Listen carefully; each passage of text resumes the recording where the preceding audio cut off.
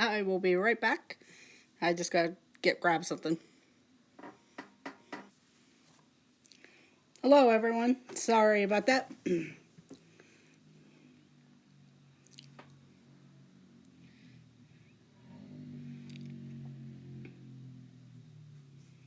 Come on. Tell me it's not going.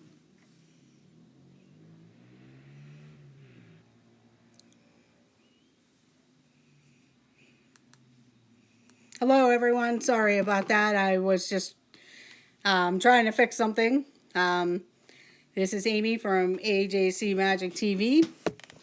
I'm just trying to figure out a place to put my tablet and everything. Hello, Dances with Goofy. Thank you for joining. I'm just trying to fix how I want my camera to be set up or my stuff. Hello, only passengers. I was just trying to figure out something. That's why I had gone live. But I thought, hello, Zippity Doo Dah. I just thought about giving a test. I may try to go live weekly before More Sunshine, Jim of More Sunshine, please. So I wanted to try out the date. Maybe it's every other Tuesday or something. Because for me, sometimes it's hard to possibly do a weekly schedule. But I also try to do other things. Thank you for joining, Patrick. And but the topic that I was thinking about, and I've seen other people do this and talk about it, but yes, it's great to see you. The big thing for me would be I've seen other people talk about it. It'd be great to talk about it also because I also have stayed off and on site, so I just wanted to, give my 2 cents or even see what other people talk about it. So, what some of the benefits and pros and cons, and what I feel is benefits and pros and cons of staying on site versus off site. I've actually done it both ways. Originally, my first trips to Disney World back in the 80s, we had to stay off site because they only had the Contemporary Resort and the Polynesian Resort, and we were a family of 6. So for us to stay on site, it wasn't feasible. But in those days, International Drive was a big area, and I'm talking about the area that's closest to where Universal or Wet and Wild used to be, down in that area. Hello, Noah. Thank you for joining. I'm just talking about off-site, on-site, what the benefits, what my opinion is, and how I like it and how I don't like it. And you guys can also jump in the conversations. So it's always good to see what other people have shared and stuff. And I just wanted to, before Jim of More Sunshine, please, comes on. And I'm just trying to test out a time that I like to try to go live, maybe once a week or every other week on Tuesdays. And that seems like the best day for me to work it out and not really step on other people's toes and stuff like that. But that's a good thing. Thank you, Noah. If you don't want to be that, just let me know and I can take it away. But I'd like to welcome you to the Mod Squad. I am gonna test out some different people, so we'll see. Yes, Noah. I've actually, my first couple trips to Disney World was in the International Drive area where Wet and Wild used to be, because at that time in the 80s, the parks that almost all the way to Disney now, where the Vineland outlets are, that was not built up at all. It was all still the woods and dead ends and everything like that. But then there's been a couple trips where I've have stayed off site, and this is before Disney actually built all the resorts that they have now. The first two resorts, of course, everybody knows, was the Contemporary and Polynesian resorts. And my first couple trips to Disney was either as a college student. I was in my first trip, I was going into ninth grade, and we stayed off-site. We also stayed on the 192 on the west or east, the 192 Route 192 in Kissimmee, but we didn't stay there until I was in college. And I had gone to like a couple conventions and stuff. But my first actual on-site stay at Disney was, hello, Mike Wheeler. Thank you for joining. My first on-site stay actually was staying at the Dolphin Resort when the Swan and Dolphin actually opened up. I know they're not Disney owned, they're on Disney property. You got the benefits of being on a Disney property by getting the use of transportation. Plus, we used to rent a car back then. They weren't charging for parking at that time. When we rented the car, we actually got a good deal when it first opened up. So we went ahead and took it. In fact, that's the year that I went to Disney casting during that summer trip, because my reason why I went down there was so I could go ahead and interview for the college program.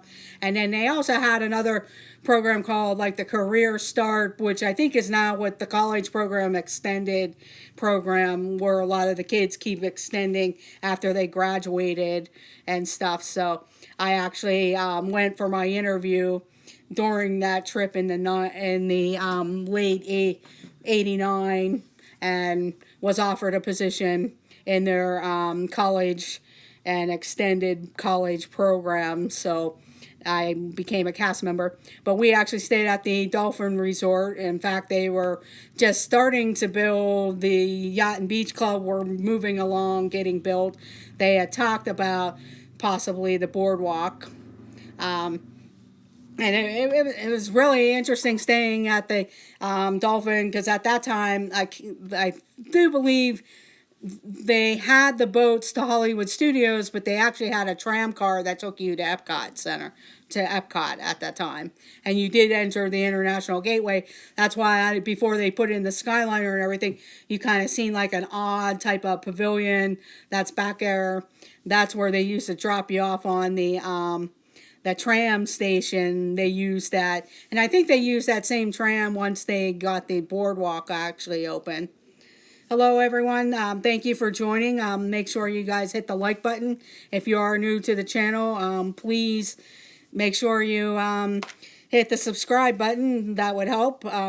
Also, just to let you know, I am doing a 500 subscriber giveaway. If you haven't entered, it is on my channel. You can look for the video. Make sure you like the video, subscribe, and leave a comment, and your name may be chosen from the comments as long as you are subscribed and you hit the like button on the video. So, but my next type of stay was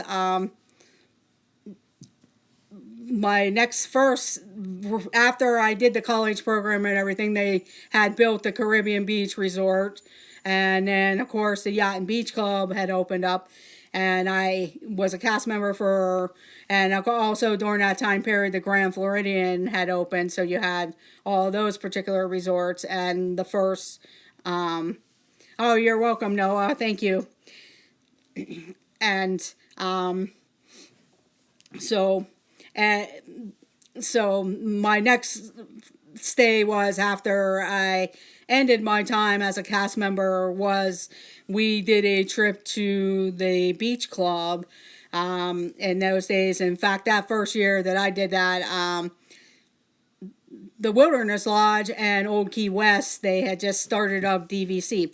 But going back to the off-site, on-site, I actually enjoy staying on site. most of our Disney vacations after I became a cast member, and any time that I've gone to Disney with either my sister's family, my solo trips, or I did go on a trip one time with my mom, my aunt, and my sister-in-law, and we stayed at the beach club. And during that time period, that was also when the Wilderness Lodge was opening. They had opened up part of the All-Star Sports Resorts, and also I believe DVC was starting then, because I remember them talking about that. The big thing for me, why we chose the beach club, of course, was Stormalong Bay.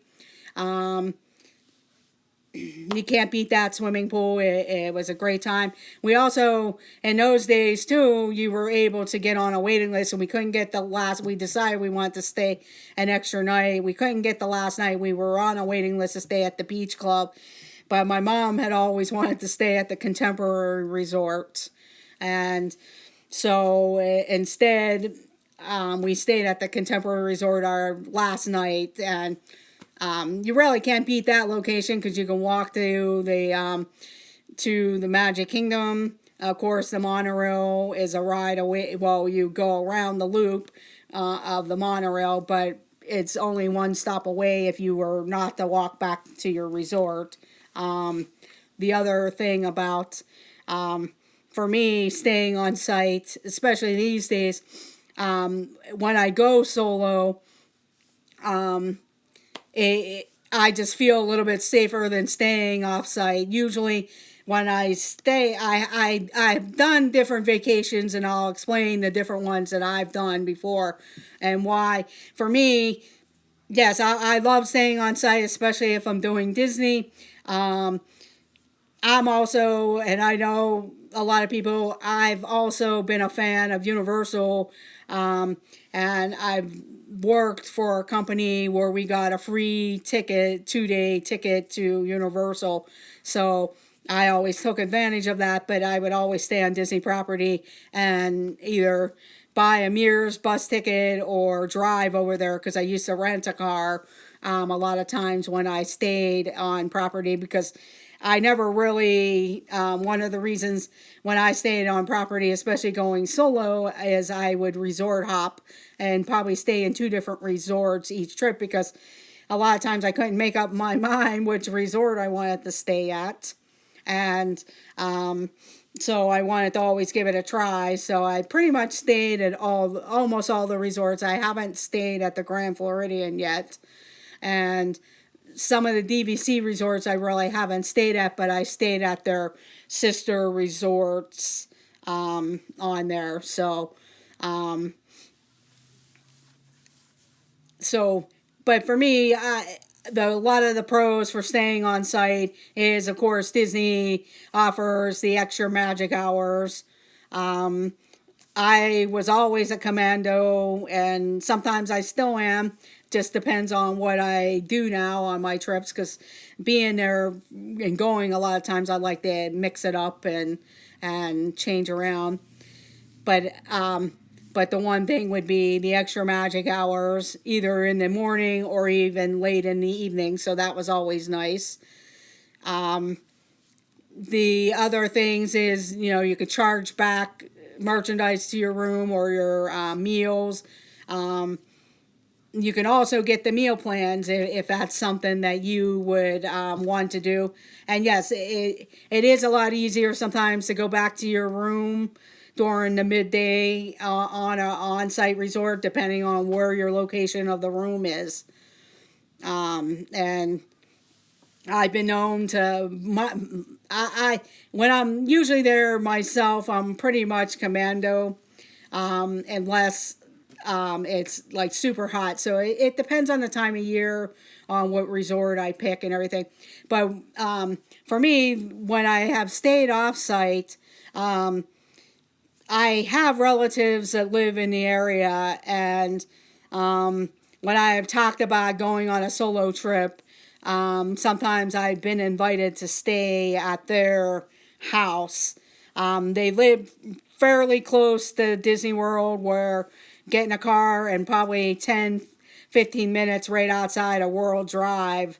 They kind of live in that area of the Disney bubble, and they've always have. So when I stayed there, I couldn't pass up. I couldn't pass up staying at their house and being able to come and go. I usually did Disney most of the time, but a lot of times, sometimes I would take a day and go to Universal. I would go to the outlets. The outlets were a little bit different back in the 90s. They weren't owned by the premium outlet people at that time. In fact, they didn't have the one yet that's at the near downtown Disney, where a lot of people go now on Vineland. They didn't have that outlets. You actually had to go way over to International Drive. Hello, Cam's Corner, Pixar fan and Disney family. Thank you for joining.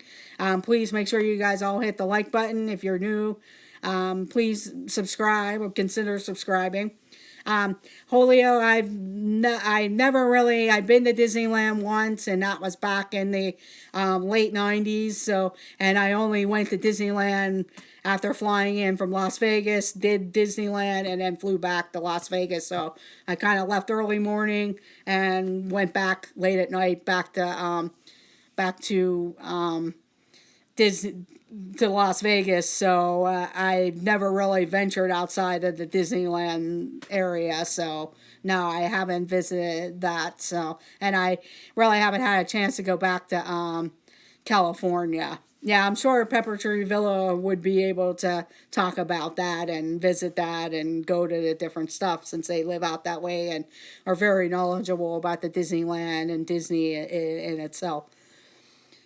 For me, staying offsite, there are some drawbacks, even though, like I said, when I stayed at my relative's house, I wasn't paying for housing, but I did have to rent a car. But that's kind of a trade-off, because paying for a car versus a hotel room. I didn't have the extra magic hours. When I did rent a car and drove on the property, yeah, you have to consider parking, but I was an annual pass holder for a very long time. I only gave it up a couple years of being an annual pass holder, but you always had the free parking. So that really wasn't too much of a trade-off.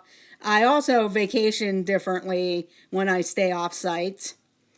But for me, the drawback would be you weren't in the Disney Magic. I was just staying in a house.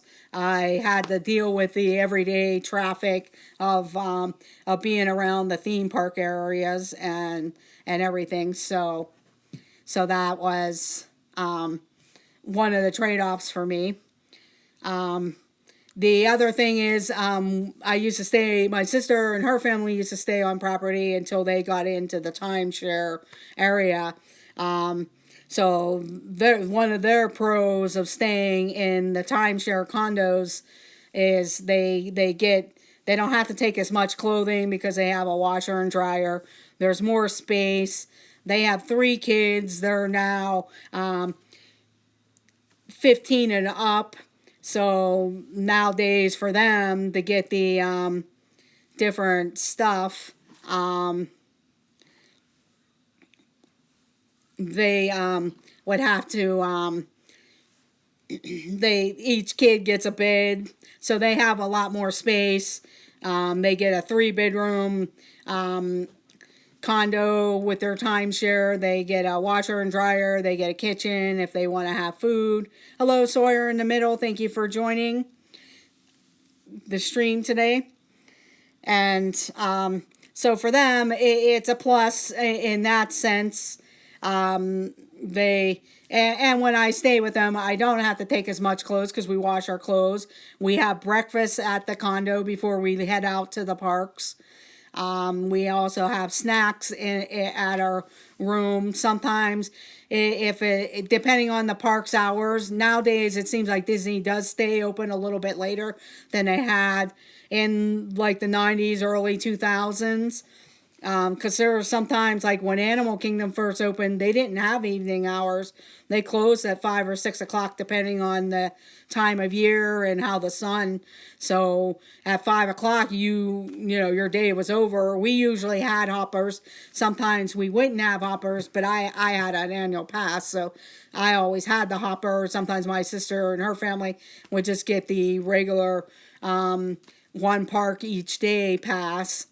So, so they, so if the Animal Kingdom closed at 5 or 6, you know, sometimes we would just go back and cook dinner, or we were right by a Winn-Dixie where you can get like prepared chicken, or sometimes we would just buy pasta and sauce, or we would go to one of the local restaurants that's off property, and a lot of times when you're staying in the off-site areas, if you get the booklets that they have in the lobbies or sometimes in your room, there's coupons for various restaurants and stuff. So so that was something that they one of the pluses of why they stay there. The cons are, like I said, you have to drive over to the parks. If you don't have an annual pass, you're paying for the parking. You don't get the extra magic hours. Plus, then you're in the traffic. For me, it's kind of hard to say, because when this past June, and one of the reasons why I talked about it was this past June, I went with my sister's family. We stayed in their offsite timeshare area. And for us, the timeshare unit area that they're at is very close to Disney Springs. So, and the distance would be like staying at, say, the Animal Kingdom Lodge to go to any of the parks was pretty much the same distance from our off-site condo and Animal Kingdom Lodge to the Magic Kingdom. So for us, the only drawback in that whole scenario was we didn't have the extra magic hours, plus we were off property. So, but that was pretty, yes, very convenient to Disney Springs. A lot of times we would find our first night. Hello, Duke Family Chronicles. Thank you for joining. Just talking about the on-site, off-site Disney vacations. I'm not sure how a lot of you guys like to take your Disney vacations.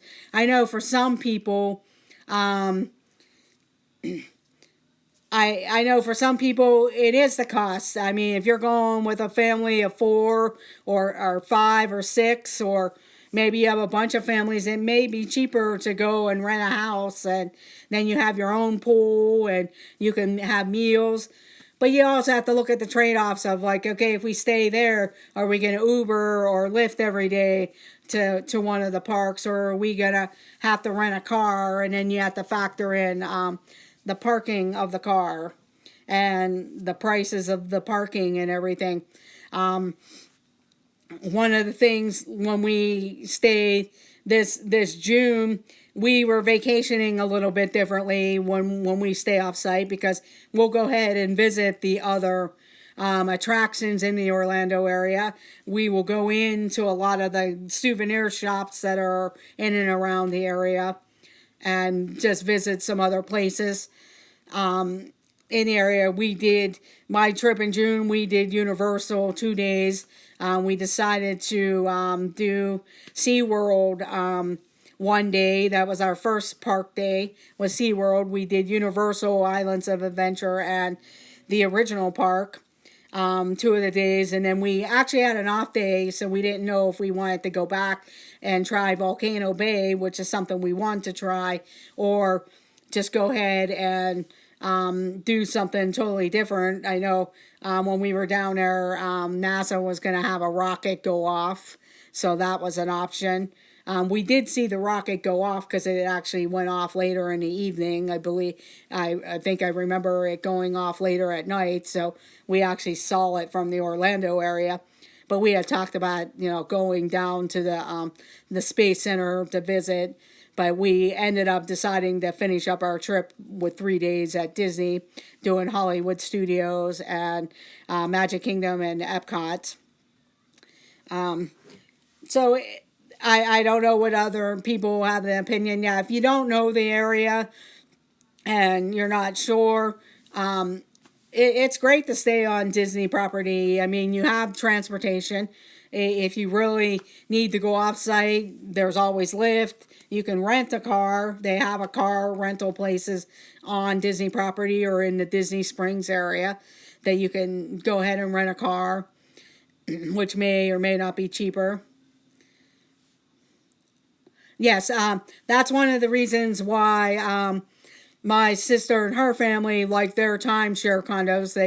Their main one is right outside of Disney Springs, but sometimes if they can't get that one, they're able to trade into some of the other area ones, and they're really not that far. They've been known a couple of trips that I wasn't on with them where they would get up early, go to the parks, and drive back. So they really like the mix. They've done a New Year's Eve trip to Disney one year. They stayed on site just because they knew it would be crazy, and this way they had the bus transportation. So it's kind of a trade-off. I do a lot of solo trips. If I wasn't doing a solo trip and I was going with my sister's family, I would stay with them off-site. When I do solo trips or with a friend, we'll stay on site just because the convenience. Nowadays, you get off the plane, you can take Magical Express. I mean, if you want to go ahead and pay for a car or some other way of transportation, that's your choice. I've often thought about it. I was standing this last trip at the end of August. It was taking forever to get onto the Magical Express and everything. And I thought, gee, I wonder how much it would be to lift out of there. But it was an extra $30 that I didn't really want to spend. I would rather go ahead and spend that on something else. So I waited for the Magical Express. But maybe if I was with a group of people, it might have been worth us all chipping in and taking a cab to our resort. Oh, yes. Yeah, I haven't driven to Florida since I was younger, in my teenage days with my mom and dad and brothers and sisters. So for me to drive, it would take away the time that I would have in Disney Dances with Goofy. So I don't want to lose some time. I would love to go back down. And I could understand that, Dances with Goofy, if you're not someone who doesn't like to fly. I know some people, they want to have their car down there. I live in the area where it's only 4 hours to Washington, D.C. So they could, they drive their car below Washington, D.C. to Lorton, Virginia, and load it onto the auto train and take the auto train. So depending on where you live, Dances with Goofy, there's always the auto train through Amtrak if you actually live on the East Coast area. And you can always drive to Lorton, Virginia and look up Amtrak and see how much it is. And they go overnight. You load your car on the train. You get on the train and spend overnight. And you actually get to... I can't think of the town down in Florida there, but I can't think of the name of the town that the auto train goes to. But it's then they'll unload your car. Oh, okay. Dance with the Goofy said you're from Atlanta area. Yeah, to do the auto train, you actually have to be in and around the Lorton, Virginia area, because that's where they load the cars on once they're on, and until they get to Sanford, Florida, which is right outside of Orlando, but on the east side of Orlando. Then you wait for your car to get off, and then you can drive to wherever you're staying. But it is nice. I know a few people that do that. Yeah, and the 8.5 hours, that's not too bad. Um, for me, it's about a 16 to 18 hour drive, depending on traffic, to Disney. Um, if I was going with a bunch of family members or something, and that's something we would want to do, that wouldn't be too bad. But it's for me, it's not worth driving myself. So I would rather just get. And I understand people who are afraid to get on planes or whatever. Believe me, after my first trip, there was an incident with a airplane crash, and it was like, oh, this isn't. Kind of makes you nervous, but to get there in 2.5 hours from where I live, that's nice. I a lot of times will take the earliest flight that I can get, if that's feasible, and and then stay all day, and then I try to book the latest flight home if that's feasible. It just depends on what airlines. And the only airline that flies nonstop out of where I live is Southwest, and they don't really offer too many nonstop flights. They do like 3, maybe 4 a day from the Pittsburgh area.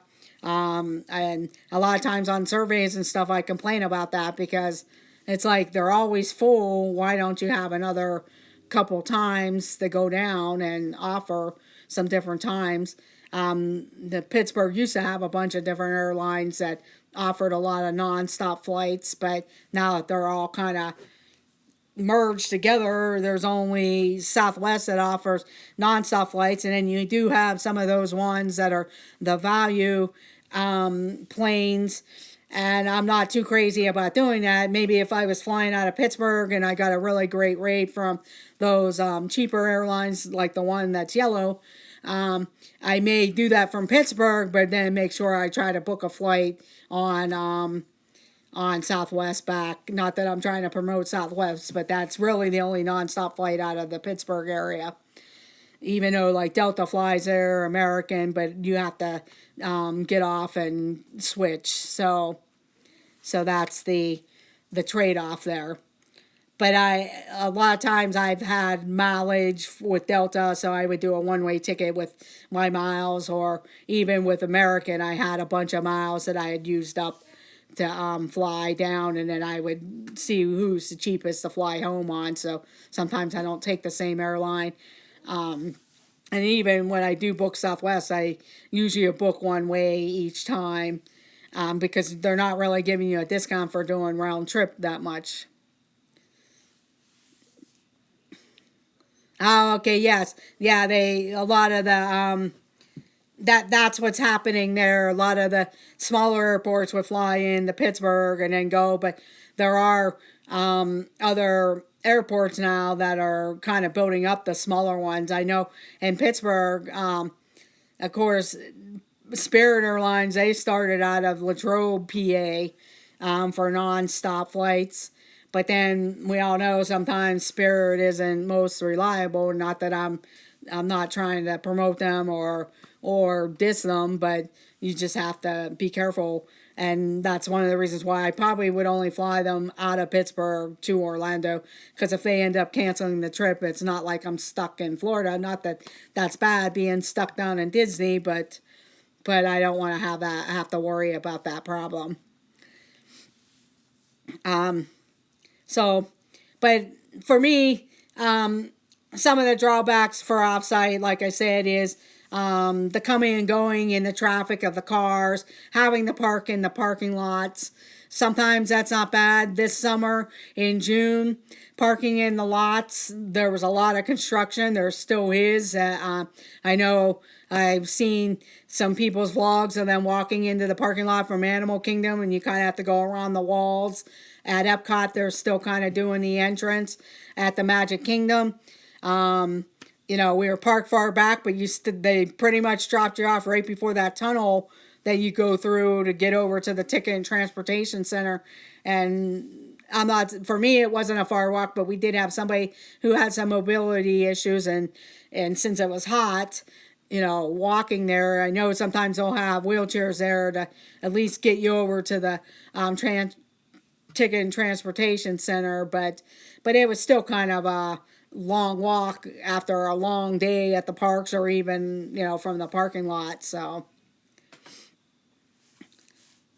and I can also see, if you have a large family flying, sometimes it's not feasible because if you're lucky enough to get those flights whenever they first say $49 or $59 one way tickets, it's expensive for a family of 3 or 4, even sometimes 2 people to get an airline ticket and go down. Growing up, we were a family of 6, 4 kids and 2 adults, so I never flew until I was in college, and that was the first time I actually flew down to Florida, and I'm pretty much hooked, but that's only because I only get a week's vacation, where if I do like a Saturday to Sunday or Saturday to Saturday, sometimes I can get a 10-day trip in. So,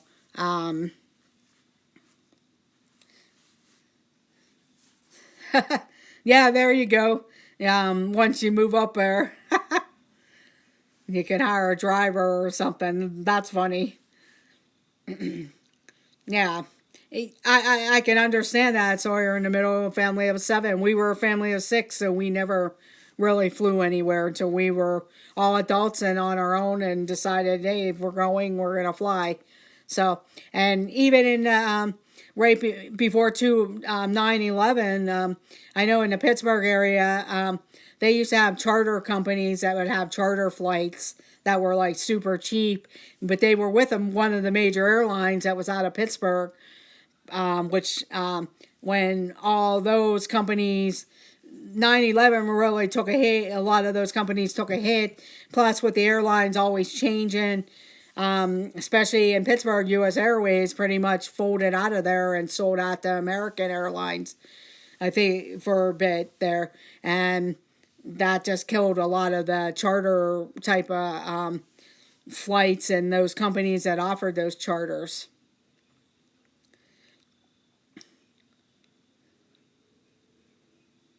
Okay, Dances with Goofy, yes, yes.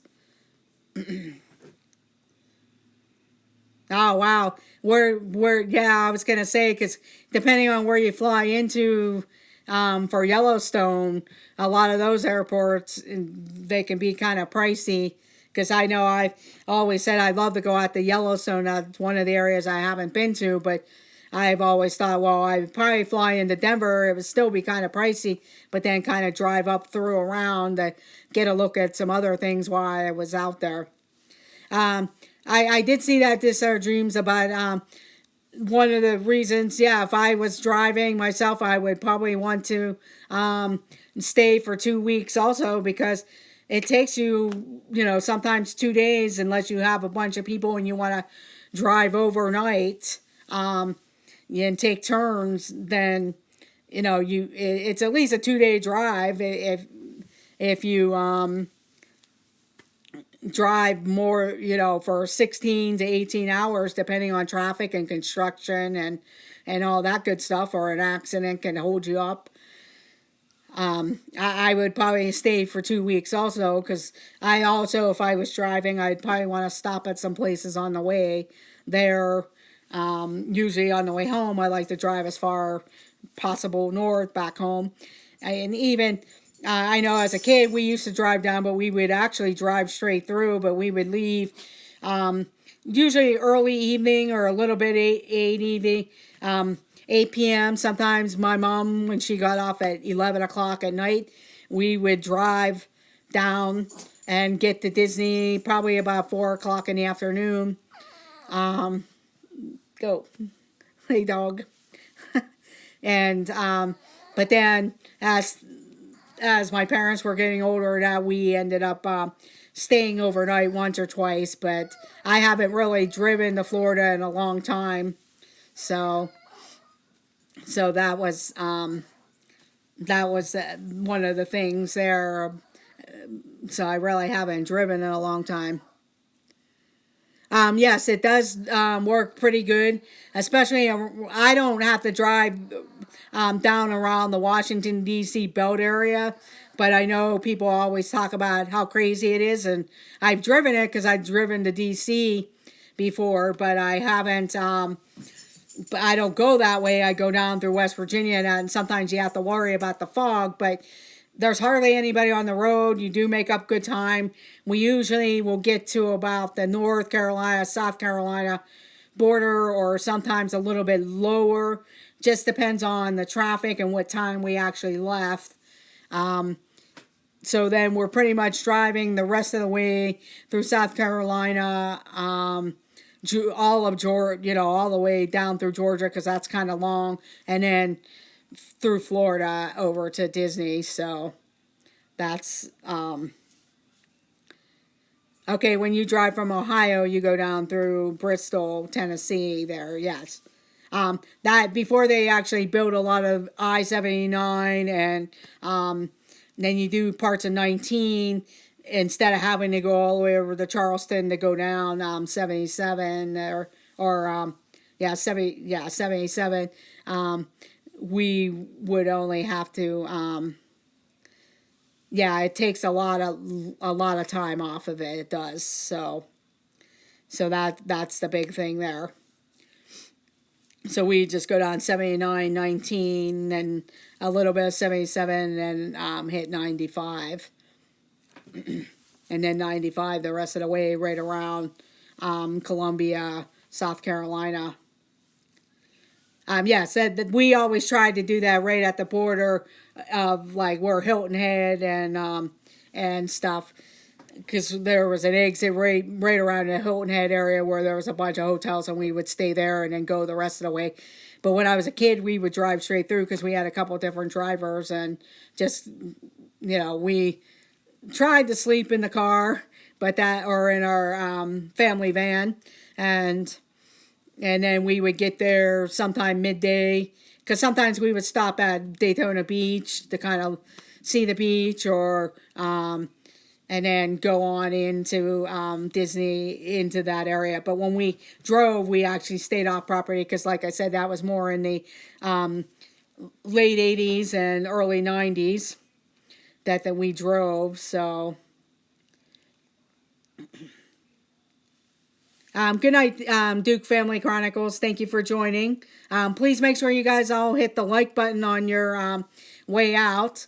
I know Jim, More Sunshine Please, will be going live at about 7:30. So I'm going to end the stream before that because I don't want to cut into his time. And I know different people like to go, jump around, and unless you have multiple devices. But I do thank everyone who has joined. And if you haven't subscribed already, please subscribe. And also, look, I do have a 500 subscriber giveaway. So if you haven't entered, go look at that video and enter. Because we'll be doing the drawing. I'll be doing the drawing between 5 and 5:30, just real quick, to choose a name. I'm hoping to get the one name generator together. If not, I will have to. Thank you. This Our Dreams. Have a good time at the college fair. Thank you for joining. And and I'll just have names on the paper. I'll show everybody those names. But I've been playing around with a couple of the generators, and if I can't get it to work, I'll try to find. Hello, Linda's House of Chill. Thank you for joining. I was just talking about some pros and cons of on-site, off-site. I know for me, it isn't too much of a big deal while staying at Disney World, but sometimes it is, because I do like to stay in the Magic. The Disney offers transportation to and from their resorts to the parks. They offer a meal plan if that's something that your family's into. I've done that before. It's kind of nice to have your stuff already paid for. And sometimes it's the convenience of going to the park for a while, going back and having a swim. A lot of times when I stay off-site, that's why it's not too bad for me because I vacation a little bit differently when I stay off site, because sometimes we'll take our time to go over to the parks, and because we'll spend most of the day once we're at the park. But sometimes we visit the other parks in Orlando or other attractions, or go shopping at some of the different stores and outlets and stuff. So it has its trade-offs. I've been known, though, to stay on Disney property and take a day and take one of the different mode of transportation to go over to Universal and just spend the day there. And that way I don't have to,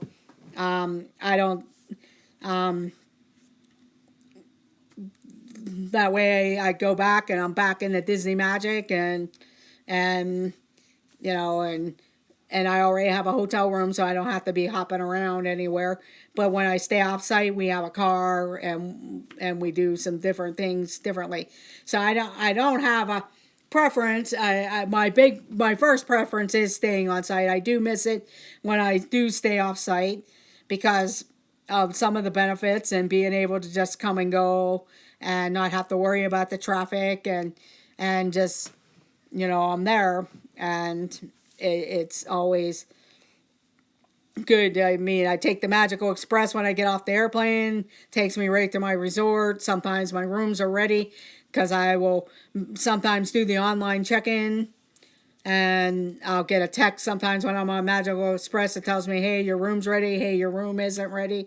So that way I know when I get there, I can check my bags at the bell services. If my room's not going to be ready, go to the desk, or I'll just go right to the desk, check in. Sometimes they may find me a room that's ready, that's in the area that they may have already assigned me to, but they sometimes will look and ask if that's okay, and sometimes if it's not a location I want to stay at and they already put me in an area that I want to be in, I'll wait. I don't have a problem doing that, because usually I pretty much go to my room, drop my bags off, and depending on if it's winter time here and it's warm there, I may have to change into shorts, or just make sure I grab what I need for the park, and I'm pretty much headed out. And I stay at the parks pretty much, not always open to close. I do like the park hop, and sometimes I get tired of carrying. I carry a little backpack with me. It's more of a drawstring backpack. A lot of times I'll have my phone batteries in there, sunglasses. Or I have a regular camera. Sometimes I'll carry that. And if I get tired, or I might have some packages that I picked up stuff. I don't usually. If I'm on a longer trip, I will do sometimes the resort sending back to the room. It just depends on how much stuff I bought and where I'm at. So thank you for joining Linda's House of Chill. It was nice. I'm probably going to go ahead and end the stream here. That way I can go have my dinner, and I just wanted to test out this time, see where it's going with that. So I may start doing some different streams about 6:30 on Tuesdays.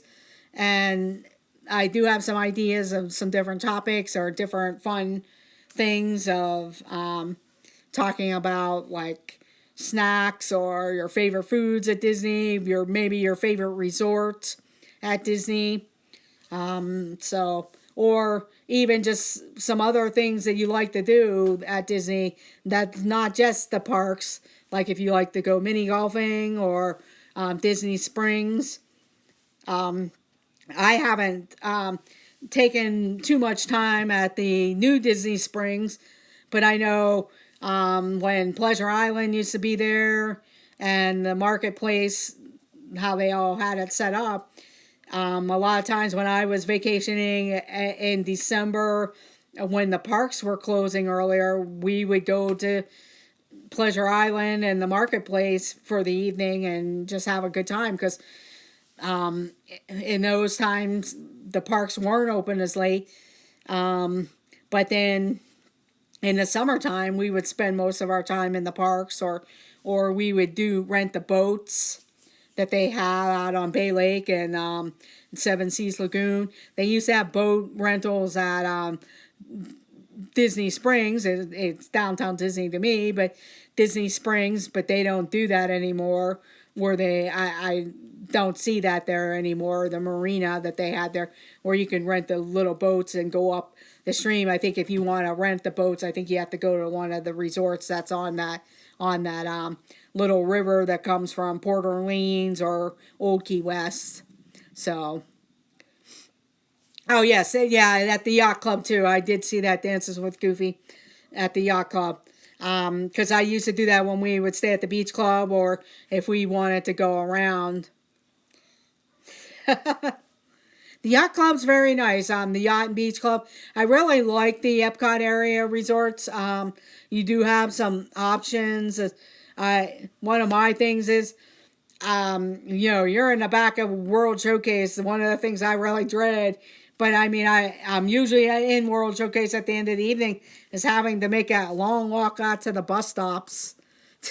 And it's so nice to walk out the back entrance of Epcot, because you just came from watching their new nighttime show or Illuminations or whatever, and be able to walk right out of there and go. And I've been known to walk out of there and knowing that the Magic Kingdom is open, say, till midnight. I'll go over to the beach club bus station and hop on without all the crowds following. Yes, Dances with Goofy. Yeah, with the Skyliner now, when that opens back up. I've been looking at Pop Century. I'm sure it's going to be hard to book Pop Century and Caribbean Beach resorts now because of the Skyliner.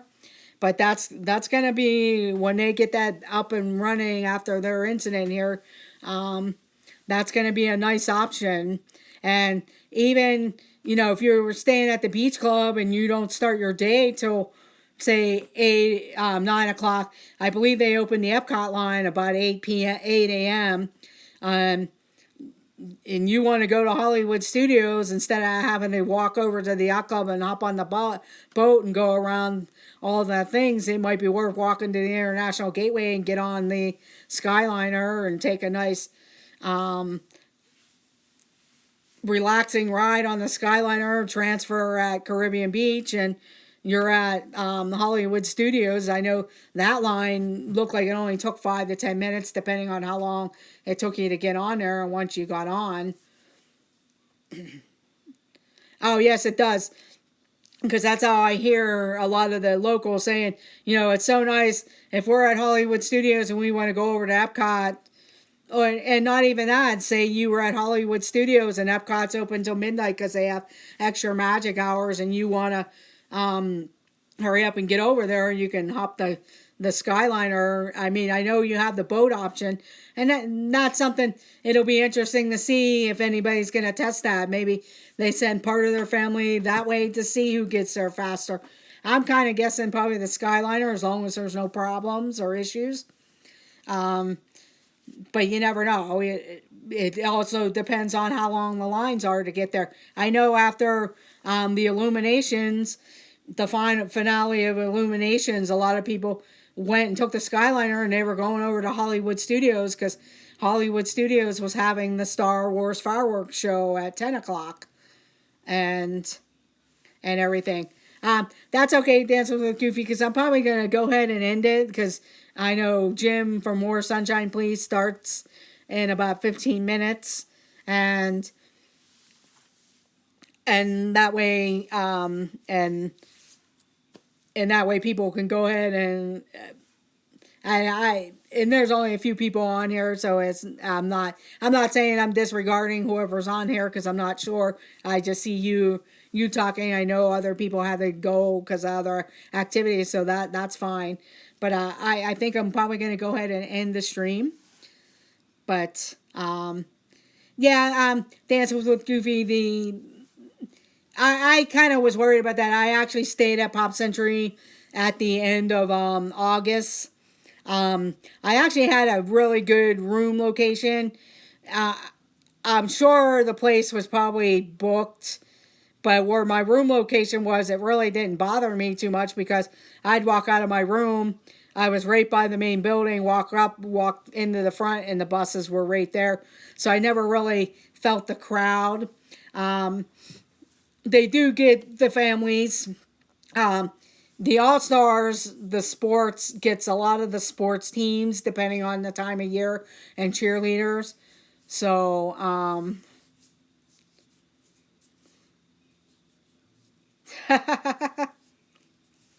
no, I'm sure. Yeah, I'm kind of like that. I'll check with different, a travel agent, and I do. Yeah, I'm not too heavily a fan. I do like All-Star movies. They now have the remodeled rooms, and I think once they finish up them, I think they're going to move on to music. And to me, the new remodeled rooms, they're nice. They have a nice size TV. They have all kinds of plugins for all your stuff. I stayed at All Star Sports when I went down last summer for a few days. I had a really good room location. I was kind of worried about, okay, the sports teams and stuff. I actually had sports, and then I stayed at All Star Sports while I was down there for the annual pass preview for Galaxy's Edge. I had a nice room location, and it wasn't. It was busy there and stuff. It was dated. You could tell All Star Sports is their original one. It opened back in 1994, I believe. So, and that's going to be the last one if and when they remodel. I'm assuming they will because they're kind of moving along. I just wonder why they did the All-Stars last, but I'm kind of guessing because they probably had the plans in place for Pop Century. And with that Skyliner, it does open up because say you have a convention at the Yacht and Beach Club or Boardwalk and you don't want to pay the higher prices of rooms, you could stay at Pop Century or Caribbean Beach and hop on the Skyliner and be at your meeting. The only thing with the Epcot line is it doesn't open till 8 a.m. from what I've read. Now, hours could change depending on the time of year and stuff like that. But from what I read, the Epcot line doesn't open till later. And I know This Our Dreams just came back from a trip and they were at Caribbean Beach and they had walked over to the Riviera station in the morning, but it didn't open. So they had to go over to the other area because they wanted to go to Hollywood Studios, and they ended up having to walk from the Aruba section over to the main hub of the Skyliner and get on to go over to Hollywood Studios, or they probably could have caught a bus, but of course, that while you're there, you might as well do the Skyliner and everything. But because I will say, This Our Dreams, where their room was located at Caribbean Beach and in the Aruba section, was closer to the Riviera Skyliner station.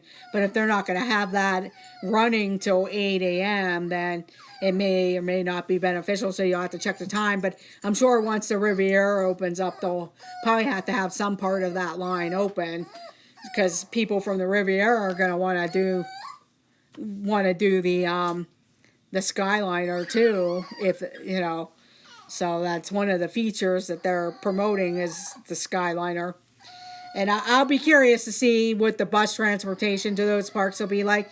And I'm also curious, is the Riviera going to be part of the Caribbean Beach bus line? Because I think they still have the connector roads, because that all used to be the Caribbean Beach and it would just circle around. Whether or not they'll share buses together or not, it'll be fairly crowded buses in my opinion. So that'll be interesting to see how that ends up going. Also with the bus lines and everything. But I will say Pop Century to me, compared to the All-Stars, seemed closer to the parks. When I stayed there the only park, it seems like it takes forever, but I think any park, unless you're in the Magic Kingdom bubble area or not back where the All-Stars, Pop Century, Caribbean Beach, it just seems like it takes a good while to get to the Magic Kingdom. So, but to me, when I stayed at Pop Century this end of August, and it was like real quick to get the Hollywood Studios. It was real quick to get the Animal Kingdom. Epcot wasn't too far. When I stayed at the Coronado Springs the one night, because I stayed in the Destino Towers, I got a really good rate. Couldn't get it for the other nights, or I would have stayed there the whole time. That's right off the highway by Hollywood Studios, and that didn't seem to take too long getting to the parks from there. But when I stayed at the All-Stars, it seemed like the Magic Kingdom, it seemed like it took a while. Of course, Animal Kingdom and Hollywood Studios didn't seem to take too long, and Epcot really was only down an exit a little further, but not too much further. But the Magic Kingdom always seemed to take forever. And Disney Springs, now I only took the bus once to Disney Springs, and it didn't seem like too long. It used to seem to take forever because they used to come around and have to pull into the marketplace and then go over to the Pleasure Island where the bus stops are located now. And it just seemed like it took forever. But I'm going to go ahead and end the stream because my dog desperately wants to go outside. And I'll have to go ahead and take her out. I do thank everyone for joining. Please make sure you hit the like button, subscribe if you are new to the channel or if you're watching the replay. I know I didn't really give too much of an exact of the pros and cons. I know a lot of people, that's the thing. You go to Disney, you stay at Disney, and you do that. That's okay, and it's okay for people that want the space. You just have to look at the costs, the pros and cons. If I stay off-site, am I going to Uber or Lyft to Disney every day? What's the cost going to be? Is it cheaper for me to rent a car and pay for parking? What's those costs going to be? Yeah, I know there's all other stuff too. But yeah, thank you for joining. And so thank you for joining and have a good evening, Dances with Goofy.